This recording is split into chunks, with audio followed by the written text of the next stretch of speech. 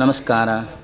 ನಿಮಗೆಲ್ಲರಿಗೂ ಮತ್ತೊಮ್ಮೆ ಯಂತ್ರ ತಂತ್ರ ಮಂತ್ರ ಚಾನಲ್ಗೆ ಸ್ವಾಗತ. ನಾನು ನಿಮ್ಮ SR ಜೋಯಿಸ್. ವಿಷ್ಣು ಸಹಸ್ರನಾಮದ ಅಗಾಧ ಶಕ್ತಿಯ ಬಗ್ಗೆ ಹಿಂದಿನ ಕೆಲವು ಸಂಚಿಕೆಗಳಲ್ಲಿ ತಿಳಿಸಿದ್ದೇವೆ. ಮುಂದುವರಿಯುತ್ತಾ ವಿಷ್ಣು ಸಹಸ್ರನಾಮದ ನಿರ್ದಿಷ್ಟ ಬಳಕೆಯ ಬಗ್ಗೆ ಮುಂದಿನ ಕೆಲವು ಸಂಚಿಕೆಗಳಲ್ಲಿ ತಿಳಿಸಲಿದ್ದೇವೆ. ಕಲಿಕೆಯು ಮಕ್ಕಳ ಭವಿಷ್ಯವನ್ನು ನಿರೂಪಿಸುತ್ತದೆ.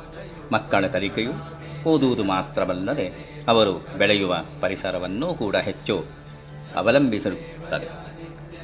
ಆಧ್ಯಾತ್ಮಿಕ ಪರಿಸರವಿದ್ದ ಕಡೆ ಹೆಚ್ಚು ಶ್ರಮವಿಲ್ಲದೆ ಮಕ್ಕಳು ವಿಕಸನಗೊಳ್ಳುತ್ತಾರೆ.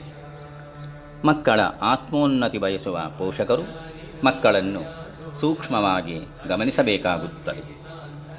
ಮಕ್ಕಳ ಹಿತಚಿಂತನೆ ಮಾಡುವ ತಂದೆ ತಾಯಿಗಳು ತಮ್ಮ ಮಕ್ಕಳನ್ನು ಈಶಾನ್ಯದ ದಿಕ್ಕಿನಲ್ಲಿ ಪೂರ್ವಕ್ಕೆ ಮುಖ ಮಾಡಿ ಕುಳ್ಳಿರಿಸಿ ದಿನಕ್ಕೆ 2 ಬಾರಿ, ಅಂದರೆ ಬೆಳಿಗ್ಗೆ 1 ಸಲ ಮತ್ತು ಸಾಯಂಕಾಲ 1 ಸಲ ವಿಷ್ಣು ಸಹಸ್ರನಾಮ ಪಾರಾಯಣ ಮಾಡಿಸಿದರೆ ಮಕ್ಕಳು ದಿನ ಕಳೆದಂತೆ ಜ್ಞಾನ ಸಂಪನ್ನರಾಗುತ್ತಾರೆ.